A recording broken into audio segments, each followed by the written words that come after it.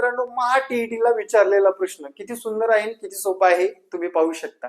प्रश्नामध्ये काय म्हटले बघा, सरिताचे वय हे तिच्या दोन मुलाच्या वयाच्या बेरजेपेक्षा 8 वर्ष अधिक आहे. त्या दोन मुलाच्या वयातील फरक 3 वर्ष आहे.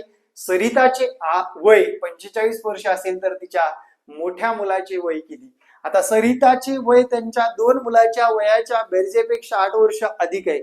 मोठा मुलगा आपण या बाजूला घेऊ x, लहान मुलगा y, आणि 45 मधून 8 काढले राहिले 37. या दोघांच्या वयाची बेरीज आहे 37 वर्ष आणि त्या दोघांच्या वयातील फरक आहे 3 वर्षाचा. मित्रांनो मोठ्या मुलाचं वय मिळून जाईल आपल्याला 2x बरोबर 37 प्लस 3 बरोबर 40, x बरोबर 40 भागिले 2 बरोबर 20 वर्ष.